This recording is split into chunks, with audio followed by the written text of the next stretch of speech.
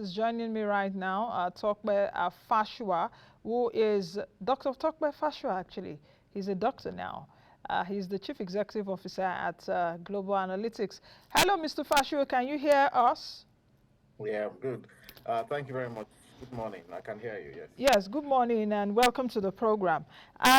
Let's get started. At the beginning of the program, I said a few days has been a few days agog with political activities. Of course, we had June 12th, Democracy Day, June 13, we now have a 10th National Assembly. So much news in the last few days. So we're just coming up here today on this business show after Friday that we got the news that President Bola Ahmed Tinubu has suspended the central bank governor Godwin Emefiele. There is a new person acting, of course, a deputy governor acting in the stead of a governor, Adebisi Shonubi. But speak to me about what you think. Was this an action that was foreseen?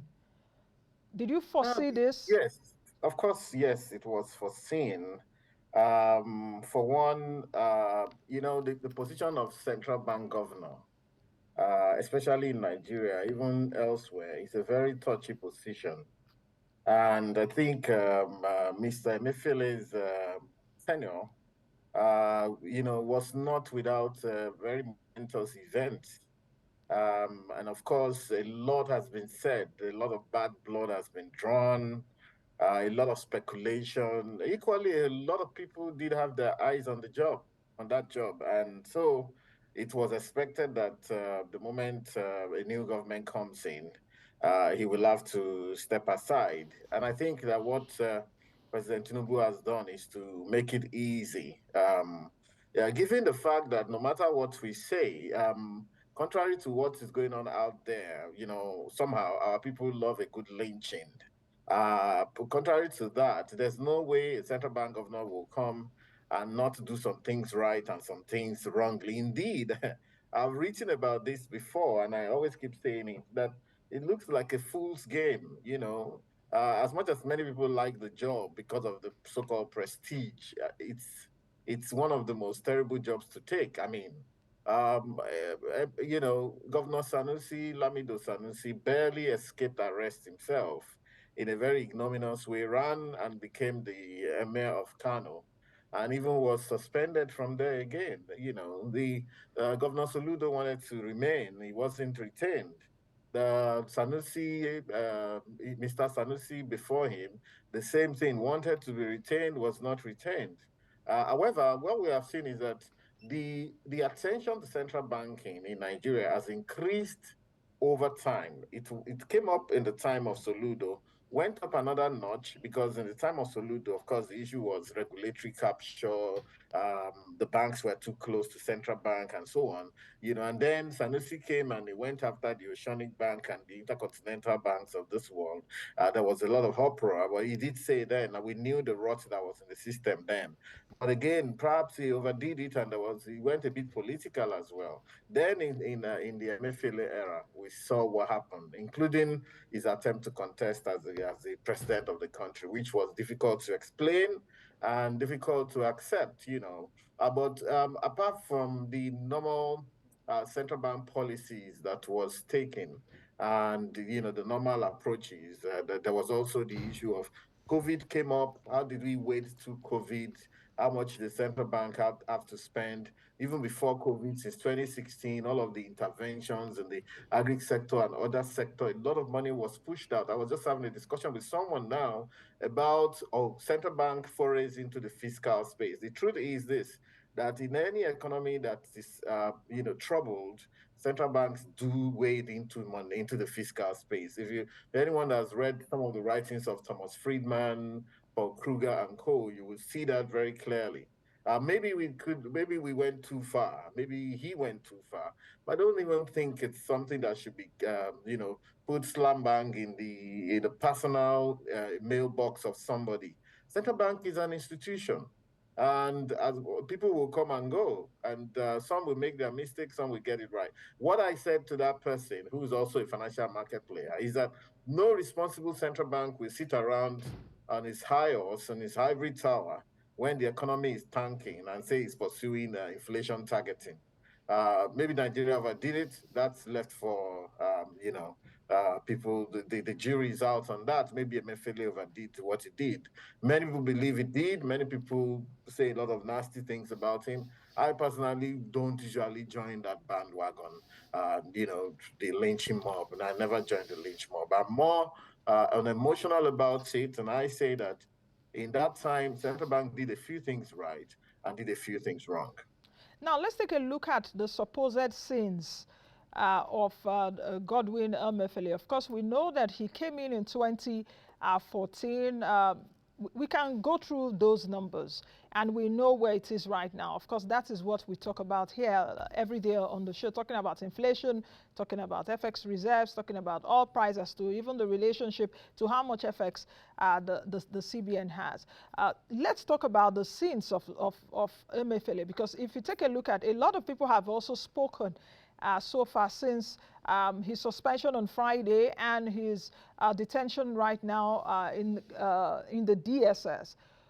What do you think really made him lose that gusto, so to speak? Or, yes, what did you think that made him lose that, that feeling that Nigerians have towards him right now? Yeah, well, okay. It's not for me to talk about anybody's sins. Certainly not Emefiele or whoever, or central banker or central bank governor, because the job is a very big work around anyone's shoulders. If we must talk about why Nigerians are saying many of the things that they're saying, or where did this thing turn south?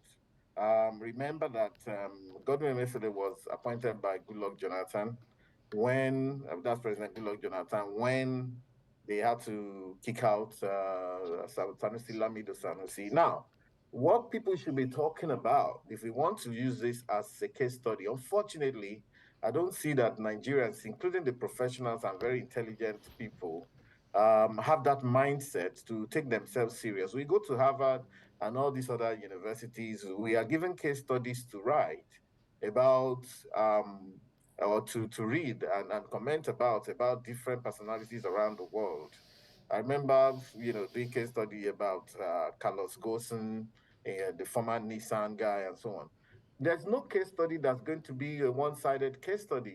A proper case study, you look at the pros and the cons. And so what I wanted to say was where things, I think we should be thinking more in terms of the moral hazards that come with that job. Remember, for example, on the issue of ways and means, which is a major, major issue, 23 trillion out. Um, they inherited 790 billion. I mean, the Buhari government inherited 790 billion. That means that if you look at 790 billion in the time of Jonathan, when budget was still hanging around 5 trillion or thereabouts, that means that was already overshot. There's no way that balance should have been more than 200 billion when in 2015, if we wanted to go by 5% of revenue. And it needed to be nilled out from year to year. That means that the moral hazard problem had always existed. If we track back, we probably will find out that even before then, the moral hazard issue in terms of central banks having to avail the government money, perhaps even more than uh, they ought to get constitutionally, and perhaps not being able to go to the same federal government, in this case, their principal, the president, to say that, we're not giving you this money. I mean, if the president appoints the central bank governor, can the central bank governor actually stonewall that president? That's one key thing that we have to be asking about. Perhaps in the case of Sanusi, that stonewalled the president on a different issue entirely, or they disagreed because I think there was this discussion about a certain 30 trillion, $30 billion being missing, or 20 was it billion. 20 Yeah, 20 billion billion and so on. dollars. And which was difficult to substantiate because, of course, he also kept changing the numbers. We saw what happened to him. With Emefiele, where those over-enthusiastic DSS boys went and started making a show of his arrest. I'm not sure. President Bola Tinubu, that I know as a very pragmatic human being, would not have ordered such a thing to happen. Those boys with the handcuff and so on, because that again does not speak well of the country. Okay, and even later on, I've been seeing this news that the stock market rallied to a 15-year high because of Emefiele. I doubt. I think that the market rallied because people are looking at Tinubu and saying that, hey, it's like this man is going somewhere. I mean, within 2 weeks, he has done so much, taking some very hard decisions, and he's all positive. He's on ground, holding meetings back to back. We're seeing a very hardworking president. So again, now the issue is this: when we talk about the moral hazard, what they call moral hazard, the fact that sometimes because of the way you came, you cannot do some things, and the fact that presidents lean on central bank governors, for example. I think for me, I'll put the blame squarely in the front of President Muhammadu Buhari, whose government was very lackluster. He was so lackluster. I mean, that someone like me, I had to contest against him in 2019 because I just couldn't bear it anymore. No matter the fact that I didn't have the political clouds or whatever, I contested against him because I just couldn't have to take it anymore. The Minister of Finance leaned on the central bank and they kept taking money.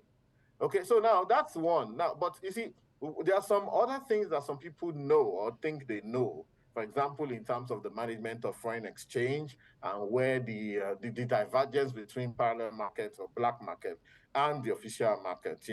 Of course, the central bank is not concerned with the black market. Is they don't control the black market. If they would intervene, okay, to try and bring down that black market rate, it has to be on the ground. Nobody needs to know what strategies they will use. Of course, they are not policemen to go and start arresting people on the road, but their concern is the official market, which is what we have seen. So, yes, some people believe that they allowed so many shenanigans to be happening. I think some of those things will come out clearly in the next few days. We'll know maybe indeed they have been selling money to some people at very discounted rate. Maybe indeed the governor has been taking so much liberty to do and undo in that sector. Yeah, all of those things remain to be seen. Even in terms of the management of interest rates, remember that the MPC, Monetary Policy Committee, is not just one person. There are several members, including all the deputy governors and even people that are drawn from outside who state their position and explain their position at every point in time. Of course, I just wrote an article which I titled, What Really Can Nigeria Do to Reduce Inflation, where I try to broaden out the issues around inflation beyond interest rate management. We can see that as much as they've been increasing interest rate, now up to 18.5%, the monetary policy rate, inflation has also been climbing up. So there are things that people need to do serious research and see what other countries are doing. The US inflation rate is down to 4%, even though the Eurozone declared a recession last week. And UK, where I'm talking to you from, is still at 10%. They've not been able to wrestle down their inflation. So there are things and there are ideas that are coming out that people, I believe that we should actually think about. So Emefiele's tenure is what it is. I think we're going to be talking about those issues around the gentleman. And of course, people believe that it is said that sometimes it's good not to be forgettable, to be consequential. I think he was a consequential central bank governor, plus or minus, for good or ill. People may hate him, some people may like him. A few people who are logical may try and understand some of the issues they went through and ask themselves, if I was in his shoes, what would I have done? Now, let's take a look at this from another angle. Legally, the CBN Act of 2007, because we now have two central bank governors that have been suspended by the president. Some legal experts have said that any president shouldn't do that except you have the authority of 2/3 from the Senate, which is also ingrained in the law. We've seen Sanusi's own. It seemed that President Jonathan went away with that, even though I know that Sanusi Lamido Sanusi at that time went to court, but I don't think he saw that through. Now we have a second central bank governor that has also been suspended by the president. So where does all this leave us, especially now we have the 10th National Assembly? Do you think that that law should be looked at again? Then let me also bring in this point, which is, you mentioned earlier that what would a central bank governor, what would he have done? During a Buhari administration, we saw when he came in 2015, President Jonathan handed him a debt of about 796 billion naira, about 856 billion naira, if I get the numbers correctly. President Buhari was going, and he left as the worst president so far in terms of our debt history. CBN's borrowing to President Buhari over about 23 trillion naira. CBN's, that's government borrowings from the central bank. So how does the central bank draw the line in terms of perhaps the governor or even the deputy governors in terms of their relationship with the executive? Can a central bank in Nigeria really be independent? Because Sanusi Exactly. tried, Uh, Sanusi tried to do that, and yeah. Jonathan kicked him off. Kicked him away. Well, their discussion, the disagreement between Sanusi and Jonathan was not really around the issue of lending. I Yes, it think was that, not. however, if we want to open the books, we probably will find out that, somewhere along the line, a few favors would have been granted, only that our attention was not drawn to that. And also, secondly, in terms of the volume. So this tracks back to President Buhari and his ministers of finance. What kind of work were they doing? What kind of ministers of finance did he have? Of course, government always needs money, and the work of a minister of finance is to produce the money however you get it. If the country is getting into trouble, you are supposed to be the magician, raise the money. Either you are borrowing from Euro bonds, which are floating rate kind of borrowings that are very expensive out in Europe here, dollar denominated and co, or you are raising money locally, or however it is, or you are selling public properties to get money. I've seen that done several times in Nigeria, where they will put it as part of a budget that they are going to sell public property and use the money in a given year, which is crazy. Uh, so that's the issue. The central bank independence was an idea that came up about over a decade ago. The idea that central banks should be independent of the government. I think that some of these things that are happening now are showing that there's a need to look at some of those ideas again. Independent to what extent? How can it protect itself? Can the central bank go rogue on the government?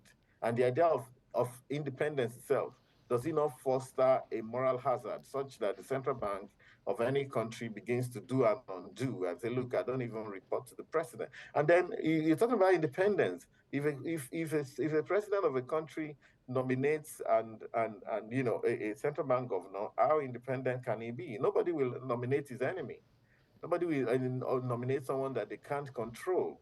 Remember, SLS was nominated by President Yaradua. He probably believed that I can work with this guy. So then you now look at the professionalism. The point now is, how do we track back to that point where we could be marginally professional? Where the president will not lean so much on the central bank governor. That's the thing. They will lean on him sometimes. Now remember that the National Assembly has had to increase the The limit from ways and 5% means. to 15. 15%. Yes. They could even make it 50% if we know the kind of volumes that government may need. You could then also say that, okay, maybe they should repay back after 2 years, they should nil it out after whatever. Look, the problem I see in Nigeria is this, and I've often said this: we like to read things out of textbooks. If it doesn't occur in the textbook that we've read in secondary school or university, we don't believe it exists. And we forget that, look, we are supposed to be a sovereign. And when you're a sovereign, you should think for yourself. Sometimes you do things that are different from what other people are doing to survive Yeah. as a country, as an economy. So the idea of central bank independence is a farce indeed, and we can begin to look from one to the other. Maybe in the very developed countries where they don't have that problem.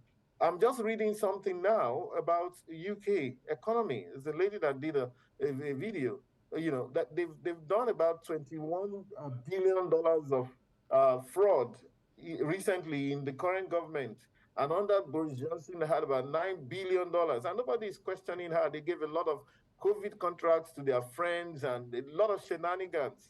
that you won't hear. So we should, as much as we like to roast ourselves, look, we roast ourselves, but we shouldn't condemn our country. We have a country to build, and we move on. Those guys abroad that we like, we But jump back Dr. to their country. Fasua, They have their own Dr. issues. Fasua, They're not going to if you bring can that hear to me, Nigeria. Dr. Fasua, if you can hear me, should that be an excuse for perhaps wrongdoing when people It do isn't. wrong? It isn't. I'm just saying that look, it's not an excuse, but you see, what I always come against is this air of nihilism and fatalism around Nigeria. We say, oh, it's just we say we are the most useless country in the world. The country is gone. No, it's not. Because other countries are not going to come and meet you to launder their issues, right? We are jumping to all of those places now. You understand? We issues are our issues, and I don't believe there's any issue that's so big that we cannot surmount, including some of the issues we have at the moment.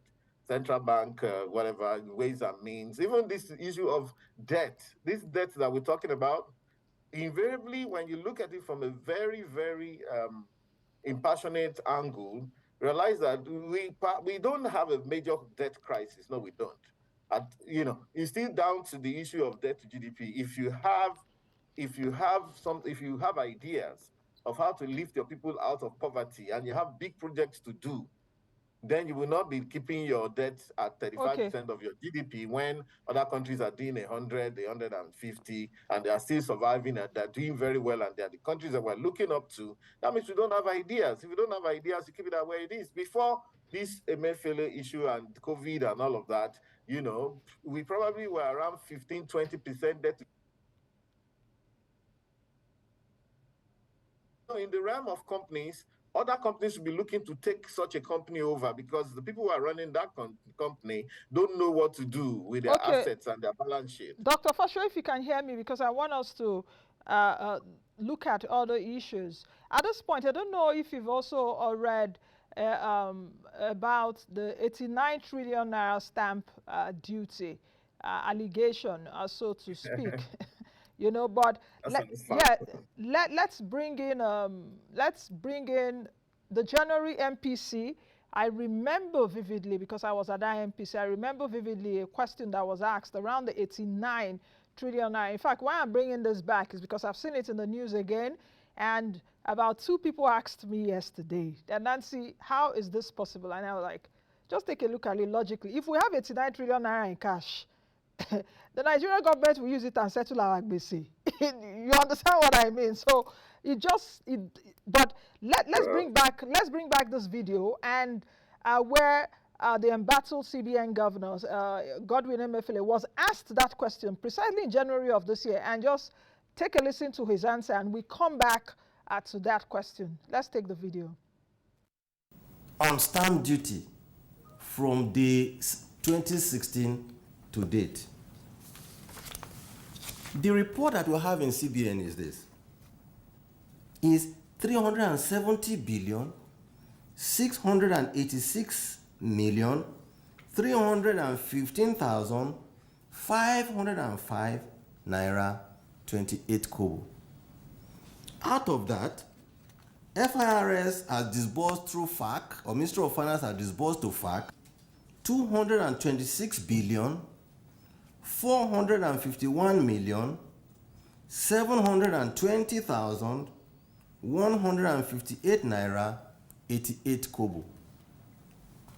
And the balance in the account in CBN is 144 billion 234 million 595,346 naira 40 kobo.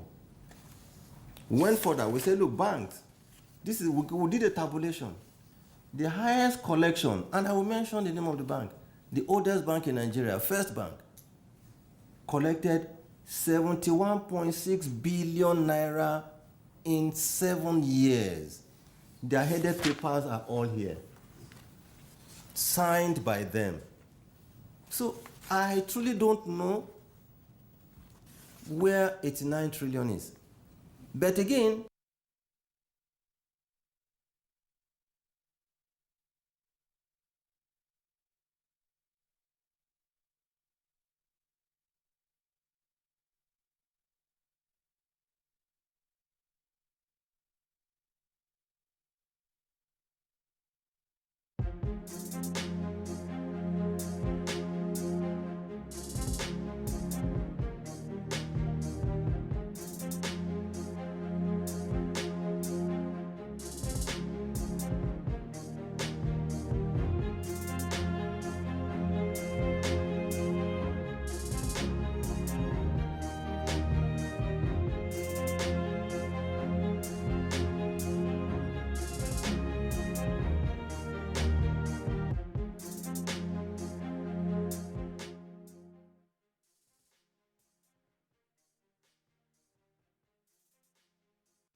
All right, welcome back to the program, Moneyline with Nancy. It is, and my guest down there too, Dr. Tope Fasua joins us from London. He's been with me at least for the last few minutes. Dr. Fasua, I hope you're still there.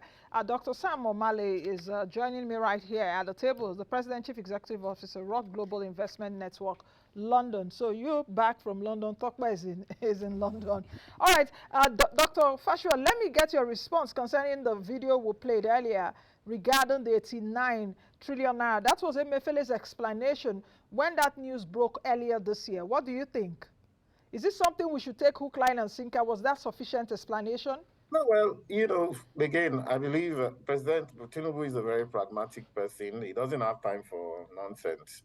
However, it's so unfortunate that a lot of people, a lot of things are being pushed around. Like I said, people like a good lynching. The gentleman, Honorable Gudaje Kazari, is the one that has been pushing that. Beyond his incoherence and all of that, the point is we also know him to be somebody who has all sort of phantom numbers in his head. We have to be careful the information we get from Gudaje, because they formed a committee, took this matter to Buhari and said there was 89 trillion. So I think President Buhari said, "Oh, you go and form a committee and go and deal with it." But after a while, they decided to, according to Garba Shehu, after a while they realized that the guy was chasing the wind, and they decided to free the guy, quote and unquote, as we stay on the streets. But I mean, 89 trillion is a lot of money. Our national budget is not half of that. So how would we collect that much in ordinary stamp duty of 50 naira? However, I must also say this: when they brought the idea of stamp duty as an old tax that was unearthed by Buhari, but you see, they made a mess of it. Honestly, I must say this. President Buhari did a big disservice to Nigeria, a major, major disservice to Nigeria.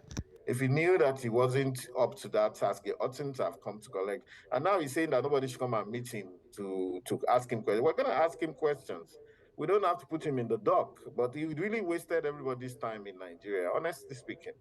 So I think 89 trillion is a phantom number that people should generally, let's move on. But again, a forensic auditor can be sent out to many of these places that are supposed to be holding Nigeria's money. And remember, the new president is an auditor himself, has done some yeoman's job in the auditing world. So I believe that he knows what to do. Send people out, let's go and trace our money. They said there are several reserve accounts.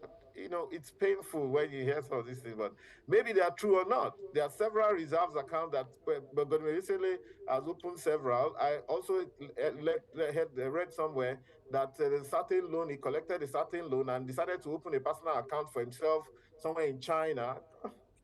I don't know. I personally, I wouldn't want to discuss some of those things. It kind of ticks off something in my head. I don't think Okay. it's the right thing to discuss. Okay. So, and that there's another 200 and something accounts, 400 accounts somewhere in the central bank. A forensic accountant will be forced now to, the central bank will not have any reason, any impetus to hide anything from anybody. Let them Okay, take let's it. go ahead. Dr. Fasua, if you can hear me, we just have a few minutes and I have Dr. Male here. Let's take a look at the acting CBN governor now, who is Adebisi Shonubi for Lashodu. Adebisi Shonubi. Let's get his profile, guys, and let's quickly talk about him and perhaps what will be the expectations for this acting CBN governor, if there is really anything for him to do as acting, because we know this is the second person to. Sarah Alade acted when Lamido Sanusi was ousted. So what are also the expectations from the new CBN government? But let's quickly take a look at the profile of the acting CBN governor. Folashodu Adebisi Shonubi, of course, was born in 1962. I've also seen a lot of things that have been going on, that he's a mechanical engineer. How can you get a mechanical engineer to come and be at the forefront of the CBN? But that's his profile there for those of you that perhaps do not know him that much. He has a BSc and MSc in mechanical engineering, masters in business administration, specializing in finance. He worked as a consultant engineer at MEC Associates, as well as Marketing Executive, Inland Computers, Head Treasury Operations, Citibank, Supervising Consultant at Augusto & Co., Deputy General Manager, Banking and Operations, NBC International. Where else he did work in FCMB, Vice President. There he was Vice President, Operations and Information Technology, Director, Information Technology and Corporate Services, Renaissance Securities, Nigeria, ED in Union Bank, in charge of Operations Technology and Services, Managing Director of NIBS. And NIBS is the Nigerian Interbank Settlement System. He was there from 2012 to 2018. From there, he became the Deputy Governor Operations at the Central Bank of Nigeria. That's from 2018. And when he was at NIBS, he was part of the people, in fact, himself and his team were also integral concerning the biometric verification number, which is at the BVN. If we take a look at Shonubi so far, I must say that at least I've monitored many MPCs, and when the briefs are written, Mr. Shonubi seems to be on the hawkish side. But let me get your thoughts, Dr. Mali, just quickly. What are your thoughts on the acting governor, as well as your expectations for the new next central bank governor? Perhaps President Tinubu will still appoint, as we've seen in history too, because Sarah Alade was acting, and he brought in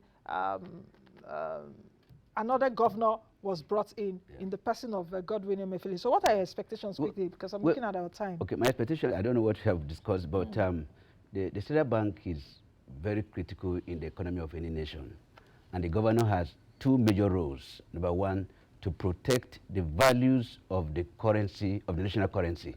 And two, to ensure that there is financial stability. And in doing that, he uses all the monetary policy tools that are available to him. So any governor, any central bank governor will have to possess two major skills. Number one, personal.